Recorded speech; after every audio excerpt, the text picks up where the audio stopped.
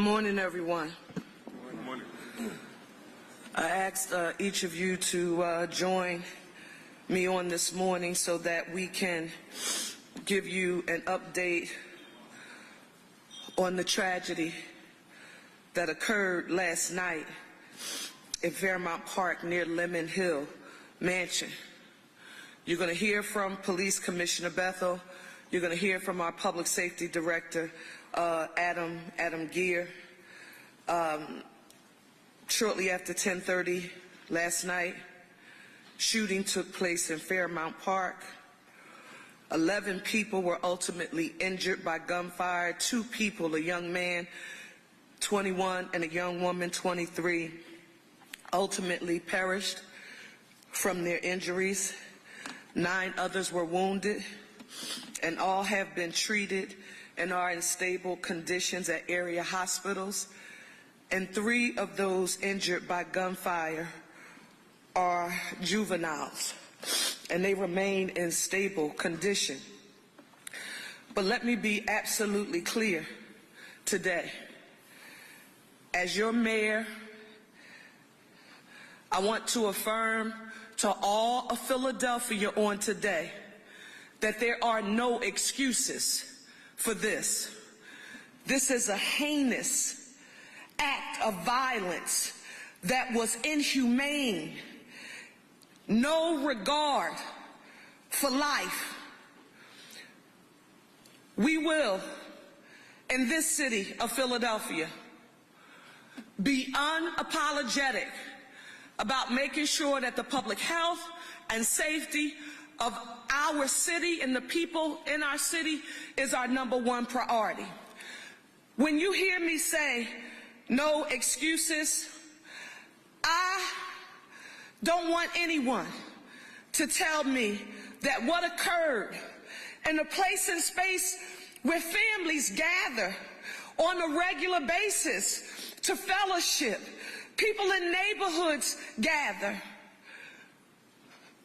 We will not be held hostage by anyone who decides that they want to get assault-like, war-like weaponry, guns with switches.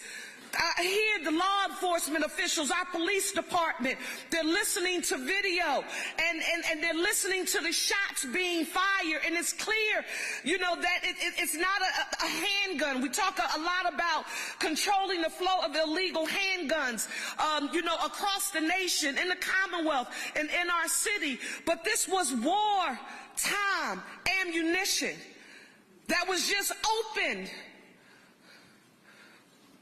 on Philadelphians and those who are here in our city. I want you to know that I am unapologetic about publicly affirming that we will work with every federal and state partner that is necessary to ensure that those who are responsible are held accountable for their actions. I want to say to the Philadelphia Police Department, to the park rangers, thank you for doing your job to the best of your ability. But here, on today, there are no excuses for this. I want to walk through this for the benefit of someone, somewhere, somehow, attempting to find some words to explain away the cause for something like this. There are no words that you can employ to explain this. This is not normal, and we won't normalize the behavior here in our city. I want to talk about these guns for a second. The Philadelphia Police Department recovered 5,000 crime guns last year, 5,474 to be exact. They made over 2,000 arrests for firearms violations last year. 2,327 firearms arrests to be exact. How easy is it to get a gun illegally and or otherwise in our city? We know that they come in every way imaginable, but we as a city, and now I'm not talking about as a mayor, I'm talking about as a resident on a block, I'm talking about not just as a mother being concerned about my own child. I'm talking about mothers and fathers being concerned about young people who you know are living in circumstances that affirms for us that life for them is not a crystal stair. We have to look after each other. We have to find a way to not just make sure that we're taking care of our own, but we are all a part of a village. It's the greatest gift that you could ever ask for a person. When I was running for mayor, I'll never forget an interview. They said, Mayor, if there's one thing you could give the people of the city of Philadelphia, what would it be? And I told him I would give people the same thing that saved my life. I would give them a connection, a connectedness to something that's bigger than them as an individual. We are doing it now in every way imaginable. Where's Adam Gear? $25 million in anti-violence funding, Councilmember Jones and Councilmember Young. Nearly 8,000 summer jobs being filled by young people through our career-connected learning program. Extended day and extended year. Over 7,000 young people getting before and after school programming at no additional cost. We're proposing to increase that number now. 400 lifeguard positions to fill. Pool maintenance attendant positions, another 400 pool maintenance attendants to fill. 191 recreation centers, 71 swimming pools, over 1,400 athletic fields and courts, more than 110 summer day camps, and over 1,000 staff-led programs, including sports, creative arts, and educational activities. Mental and behavioral health is here for those who have experienced or been impacted by violence and have been traumatized as a result of it. For parents, for caregivers, for people who see and know that a young person is engaged in some kind of activity that they shouldn't be, and or it doesn't have to be a young person, because remember, these were young adults and young people who were impacted. We have a number you can call 211.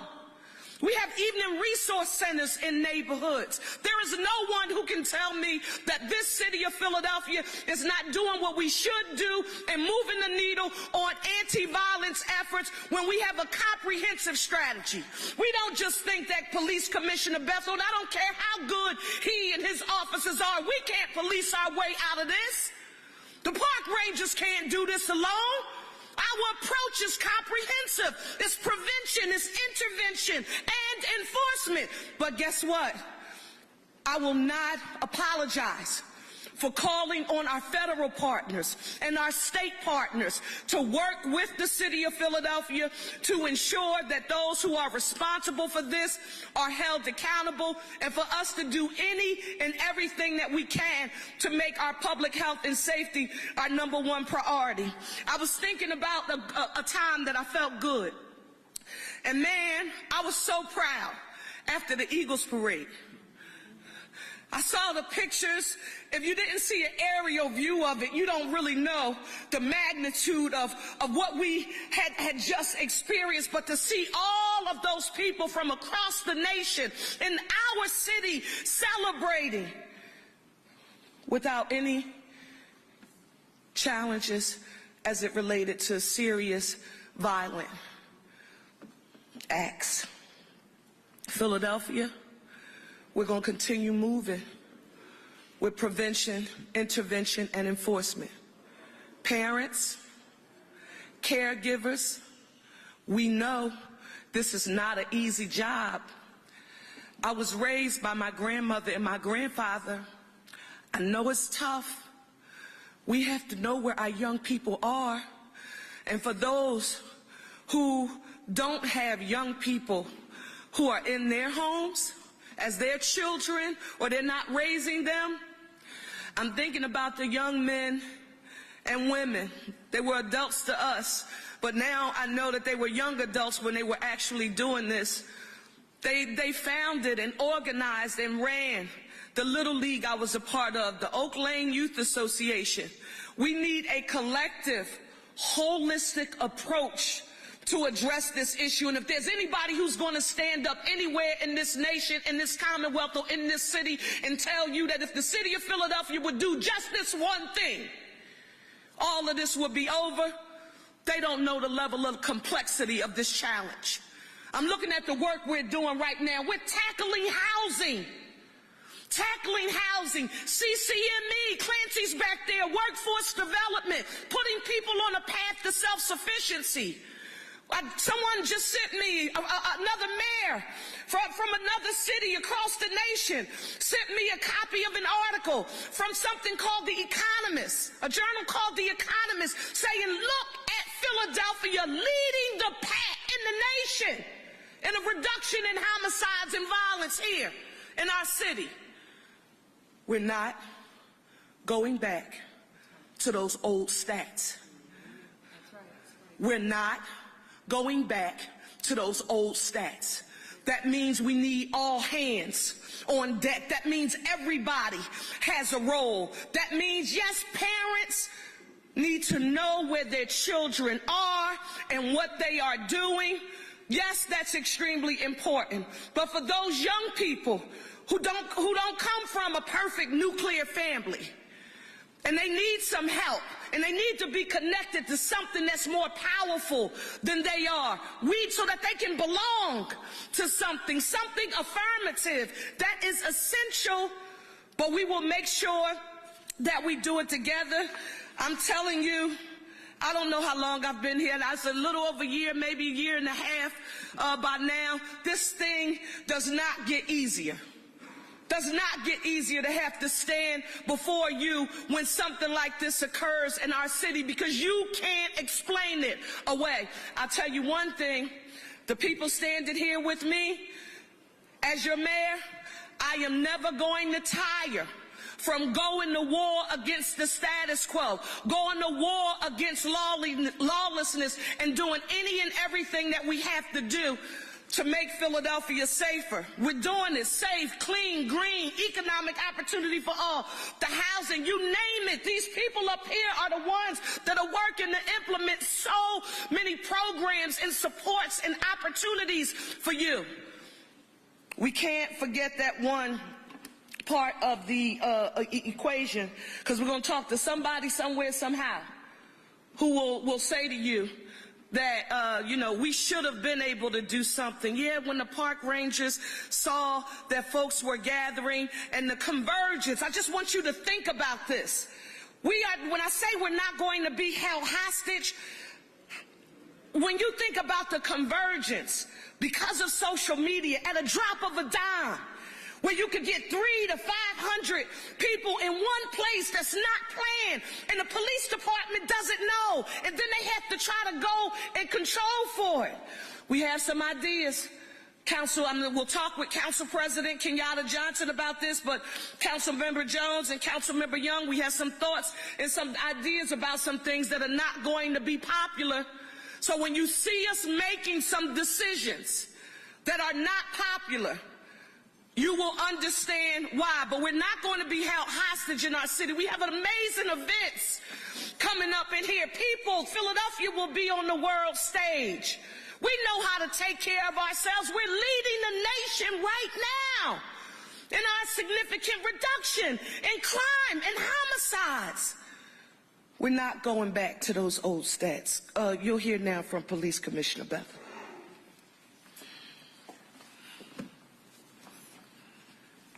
I got to pause for a moment, let that sink in. I think the mayor's remarks, and I'll let them stand for themselves, and how incredibly I'm supportive of her. But her words, "we are not going back," resonates with us back here, and we will not be held hostage. Just let me give you a recap of what happened yesterday, and from the time that happened, I was engaging with the mayor almost 12:30 at night this morning. But around 6 o'clock yesterday. The men and women, as you already know, we deploy for a myriad of issues that happened over the weekend. One of those, ATVs, car meetups, and most recently dealing with the issue around juvenile meetups, Broad and CB, more different areas. So we prepare for that. We're also tracking through our intelligence and looking at social media to garner as much information to give us what's going on. There's some activity earlier in the day in certain districts that the men and women were able to dispel and keep moving. Around 6 p.m., the kids are gathering at Smith Playground over at 3500 Reservoir Drive. The officers deploy out there. They're able to address that situation and move those young people along. Later in the day, around 8, a little after 8, around 8:15, 8:17, we received a call from our park rangers and an individual who lives at the site, and men and women respond over there. Have about 5 teams respond over there. They meet with the adults at that location on the hill. They agreed to start shutting down. That being said, we have quite a few individuals on location. Cars are parked everywhere in that area, so it takes quite some time. The officers moved to an outer perimeter to start to move the cars out of that area. We asked the park rangers to block the gate at the mansion, and things are going smoothly. The adults are agreeing, but there's a large number of juveniles now blended within the adults. Around 10:27 is when, unfortunately, we have a significant shooting. I think all of you are aware that we had 11 shooting victims. 2 of those victims were adults, a 21-year-old male and a 23-year-old female. I believe they both were transported to the hospital. The officers on location transported a number of the young people to the hospital as they were not that far away when the incident went underway. The remaining 9 ages range from 15 to 27. 15, 16-year-old, 17-year-old, 18-year-old, 19-year-old, 2 20-year-olds, 21, 23, 27, 21, 27-year-olds. So we have a significant range of ages. And so we are continuing to do an investigation. As you know, when I seen my executive team behind me, we're on location to about 1:30 this morning. The scene, because of, there's no lights up there, is very dark. My team has been out there this morning. I think we've cleared the scene at this point. We've recovered all the evidence that we have at this point, and now we're moving into our posture now to identify those individuals involved. So we do ask if anyone has any information, 686-TIPS, 215-686-TIPS, to give us any information related to this matter. And so that's what we have up to this point in the investigation. It will be a significant investigation. And unfortunately, we were here last year, as the mayor knew, out in the park around June 14th, when unfortunately we had a shooting out in the park. As a result of that, I've directed my team to increase our posture in the park. Starting this weekend, we will develop a deployment plan that puts us into the park, not to be going after permits and that type of activity, but more importantly, to keep up with the intelligence. Right now, the intelligence is coming through our portal. It's not fast enough. We need to evolve, and so we're going to be putting in a number of different law enforcement assets into the park to identify activity ahead, with the hope that we can stave off these activities before they occur, work with those organizers to be able to stop them before this occurs. But I tell people, and as a young kid growing up in West Philadelphia, I spent many a day in the park, many a day in the Belmont Plateau. I played baseball at 33rd and Dolphin. Never worried about a shooting on the park, in the rec centers. And I would continue to tell you, even though we have these events at the park, our parks are to still continue to be the safest place, like our rec centers and our schools. I know there's concerns about the Roots Picnic and Roots Picnic this weekend. We've always put a significant, it's different when you have an unprovoked, unscheduled, unplanned event, as we did this morning or last overnight. But we're going to the Roots with significant planning. Giselle Jones here, who oversees that work, we work collectively with her team to make sure that we have a significant deployment. We will take a look at our deployment and possibly do some additional enhancements. But the Roots Picnic has been a family event. It's been a safe event, and we feel confident. We're confident. I don't feel confident. We're confident that it could be that way. I know there's going to be some concerns around FIFA for next year and being at Lemon Hill. We're going through a very comprehensive plan as it relates to that. Again, that will be a very structured, organized an event with a lot of strategies in place to avoid any of this negative behavior. And to the final point the mayor raised around our federal partners, we are now working as a result of this incident last night. Commissioner Bennour, who runs over all the investigations, is working with our federal partners, the FBI, ATF, our marshals. It is a full court press to address the issues that happened last night. You heard the mayor say, I talked to my SWAT team, we're pretty confident, even though we don't have the weapon in hand, that a switch was involved. You cannot fire that many levels of bullets with such speed and time without it having some type of switch on it. That continues to be an issue for us in the city of Philadelphia. But as the mayor indicated, my men and women are continuing to go out there and make those arrests to take those guns off the street. So I'll stop there and I'll pass over to Adam Gear. Yes, ma'am. Good afternoon. Ongoing this morning, the rapid response protocol from the Office of Public Safety continues in response to last night's incident. The following city services, primarily through our office being engaged now, are our Community Crisis Intervention Program. They are the lead for direct engagement for those affected, including the gunshot victims. The team is actively assessing the risk of retaliatory violence and intervening when necessary. In addition, they work closely with community leaders such as block captains, faith leaders, and stakeholders to support stabilization efforts and identify urgent needs in the neighborhood. We have our GVI team and our GVIJ program, which we launched under this administration. Several of the victims, several of those involved are juveniles. They will be assessed by our team to see if they are appropriate to be brought into that juvenile group violence intervention program. The Philadelphia Police Department Office of the Victim Advocate, who we work closely with, their VAO officers have provided victim identification and next of kin notification. They're also canvassing the 9th and 22nd districts to identify any other additional victims and assess immediate needs and impacted communities.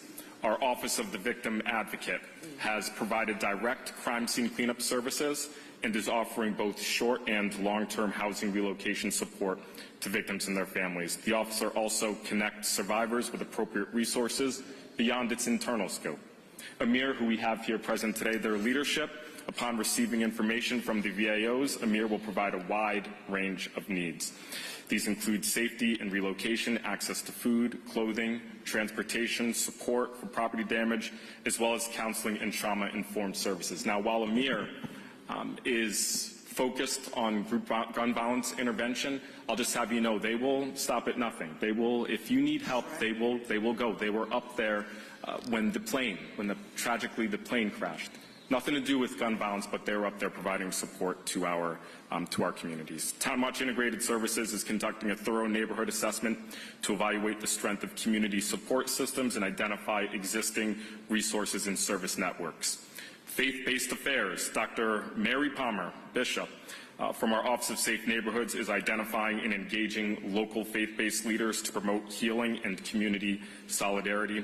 These leaders help build resilient support networks and offer emotional and spiritual care to those affected. And as the mayor mentioned, our 211 anti-violence hotline, 211 option 2. 211 option 2. Does not matter the time of day. You will get someone live speaking to you who has access and a list of all of the resources. No matter what they are, they will get you in contact and connect you to those services. I want our folks to know that. 211 option 2. Do not hesitate. May not be today, may not be 3 days, may not be 3 months until you feel like you need help. Or someone you know is exhibiting signs that you think they need help, that they are affected by something like this. Call that number and they will provide that resource to you. I want to echo what the mayor said. We are not going back. That's not the group of characters who I've gotten to know, who I'm working with, our community partners, our other city partners. We are not going back. I want the citizens of Philadelphia to know, as the mayor said, we will not be held hostage. This is one individual. They will not be the masters of our fate. They will not control and take hostage not only our physical, right, sense of safety, but also our emotional sense of safety. This one person with a switch who is a coward, who will be arrested by Commissioner and his team and brought before the courts for justice, will not hold this beautiful city hostage emotionally or physically. We will move forward. Now I'm going to hear from Councilmember Curtis Jones, who is the chair of City Council's Committee on Public Safety. Thank you, Madam Mayor, and thank you, team. Also, Lemon Hill is in my district, in the 4th Councilmanic District. Perceived to be a safe space where people can come and have things like picnics. I want to emphasize, as Chair of Public Safety, is the vast majority of Philadelphians are law-abiding citizens. The vast majority of our young people are law-abiding citizens. This month, you will see thousands of individuals graduate from school, go off to colleges, go off to the military, and do productive things with their life. But for a small minority of folk that view their world as finite and that they can control our space, let me say this to you. As you can hear, there are plenty of programs for you. The right hand of fellowship or the left hand of punishment. This mayor, this team, has been proactive like a verb, not a noun. Every time we assemble like this, our mayor does something to move the needle along the line. We have outlawed switches in the city of Philadelphia. We have moved in city council to outlaw poo-shiesties, those masks that those predators want to don in order to go hunting. What we are seeing is that more and more of those predators are coming around looking for people in the crowd. They don't care about Mom Moore, who's out there with a picnic basket and a blanket, trying to enjoy the first day officially of summer. We want to send this message to you. We love you, but we love you enough to sit you down. And the things that the plan, that working with City Council and the mayor, that we are not going to concede Lemon Hill. We're not going to concede Belmont Plateau. We are going to fight to keep that safe space for the citizens of Philadelphia. So if you want some help, come on down. But if you don't want help and you persist in your ways, we got space upstate for you. Thank you. Thank you, Councilmember Jones. You just reminded me, Councilmember, when we talked about in the park, and we talk about lights and cameras, City of Philadelphia working with the council, comprehensive plan, working on a comprehensive plan to increase the number of lights and cameras in public spaces all across the city of Philadelphia. Why is that? That's a part of the comprehensive prevention, intervention, and enforcement. We know the data and the research Penn conducted that shows that there's a statistically significant difference in the amount of violent crime that takes place in areas that are clean and green and bright. And so we're working to do that all across the city. In addition to that, I was unfortunately just informed that because they found 3 different types of casings, we know that there were 3 shooters thus far. So it is not one. There are 3 different types of casings. So we know that there were 3 shooters. We now want to take any questions. Yes.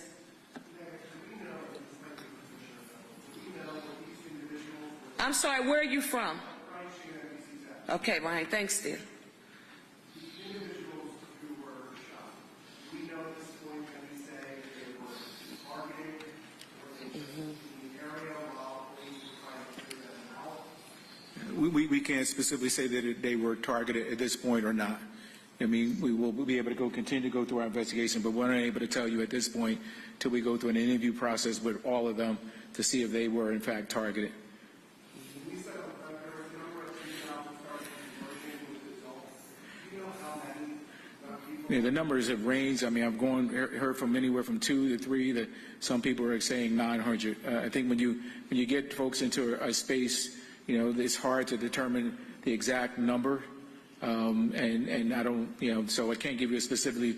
That number probably ranged throughout the day, and then obviously coming down as people are leaving. But I can't give you a pinpoint as to how many people are actually there.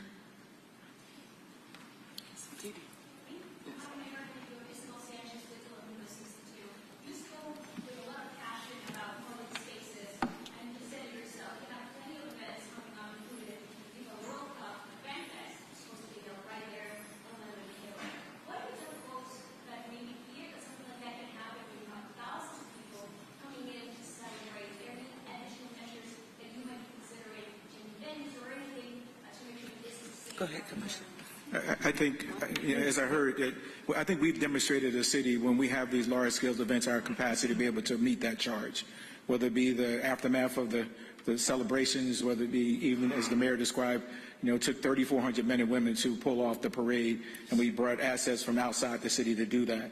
I think we've consistently, year over year, time over time, demonstrated when we have large-scale planned events, we're able to put down a infrastructure, both an internal and external template, to be able to keep those individuals safe. So I would tell folks to look at our record, look at what we've been able to accomplish over the years, be able to do that effectively. We have probably one of the best trained groups of men and women to be able to accomplish that, and I have no doubt that we'll accomplish that moving forward. These events, these surge events that occur are significantly unfortunate, and I know we know that. But because they're unplanned, because we're not able to be able to put the proper assets in place, unfortunately we get these events. But I am confident that everything that we have planned coming forward and continue this year into next year and beyond, we will keep those individuals safe. Thank you. I want to just follow up on your question because I think it was a good one. Commissioner Bethel talked about sort of the strategies that we employ where we have planned large-scale events. There is no other place that does it better than the city of Philadelphia. But you ring a bell when you talk about these gatherings that where folks converge as a result of a social media message. And it could be in 30 minutes, meet at a certain time, meet at. This is when we ask the parents and the caregivers in the homes to monitor the social media accounts of the young people they are responsible for. That becomes extremely important. Now, if you are a technical dinosaur like me, that may be a difficult thing to do because it's so many different vehicles and outlets and chats and rooms and ways that young people can communicate. If you need help, call 211. Option number 2, I need to make sure I'm concerned about social media. How do I access? It's all right to ask the question. Some people just don't have the answer. It's all right to ask the question. But social media plays a huge role in the impromptu nature of the gathering so that we can't do what we do well. Because, I mean, it's very well known that when there are large-scale events, we understand the assignment. But we have to make sure we use every vehicle at our disposal, and the monitoring of the social media is extremely important. And the only reason why I'm asking those of you who are in the press to identify yourself, because it's been brought to our attention that sometimes we have had some folks asking questions who are not members of the press. Yes.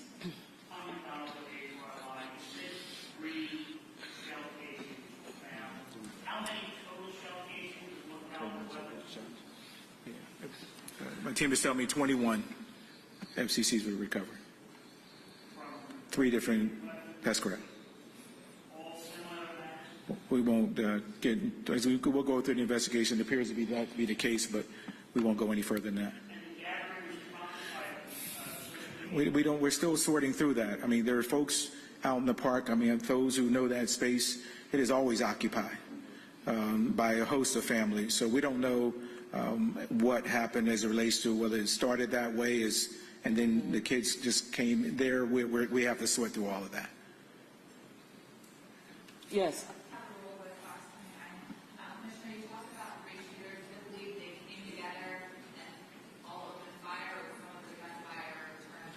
We don't know that at this point. I mean, what we do know is the video that was put on social media last night where you had that rapid fire. We definitely can determine that to be a type of switch to automate the weapon.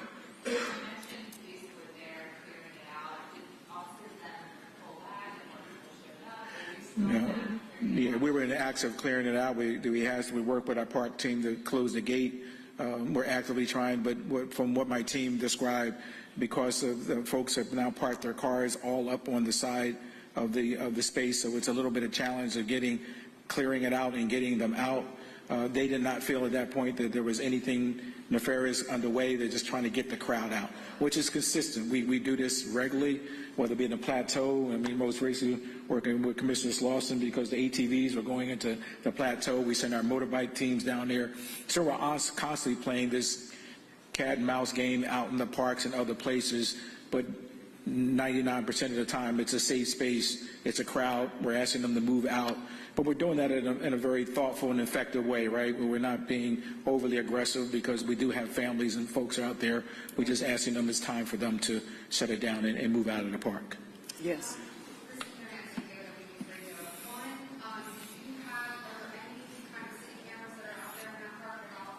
Well, I don't know, say specifically to the park, but that area we do not have cameras. And then the second is how close are police nearby? Do they kind of keep back in time when this happened, and how quickly do they respond? Yeah, from my records, they have about 75 to 100 feet away on the other side of the area where some of the media were parked last night in the roadway. They hear the gunshots, and as a result, they responded and they started taking those who've been shot to the hospital. I'm sorry, I need to just respond to that quickly, and I need to say this, because someone somewhere somehow, will say that if, a police officer was 75 feet away, the police department could have stopped this from happening.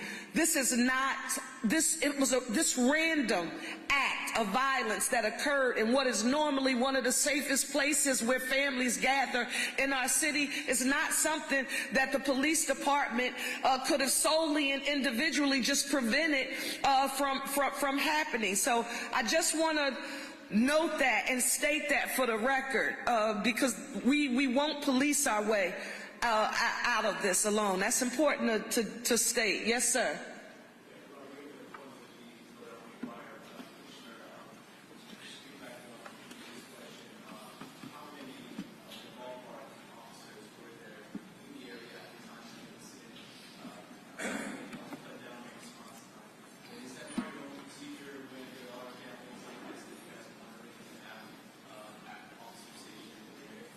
Well, I think, again, just to echo the words of the mayor, I mean, I'm not sure what you're asking. You're asking, what's your question? I'm not clear. So we have about 5 two-person teams out there, but we're talking about the park, right? I mean, we're talking about individuals engaging in Memorial Day celebration, and so the officers are not we're not there to be aggressive in the regards. We're just trying to pull the crowd down and get folks out of that space. But I don't know if it was about numbers. Clearly, when we look at the area where the shooting occurred, it was very dark, very difficult to see up into that space. And so it would be a challenge, even no matter what we did, it would be a challenge for us in there. I think the idea is that police are more on the scene and somebody comes upon the group and still fires. I think that's... Well, yeah, and I hear you. I mean, and those are, and unfortunately, you've covered many of those stories where there's individuals who just don't care, right? I mean, those folks who just don't care. I mean, there was, yes, you would think that when folks knew that police were very close by, even though they weren't on station, that they would not engage in this type of activity. But unfortunately, we live in a space now where they feel that they are not at threat and they're going to still take action. We've seen that. Hell, we just saw that at Overbrook, where an individual came to the scene with a gun in his pocket, knowing that we had officers right there within 5 feet of the officer, and has somehow discharged that weapon, striking him under his vest. And so we've seen time and time again where individuals do not heed the fact that the police are there and still will engage in this behavior. And those are the challenges that we deal with, and those are the challenges we're going to face.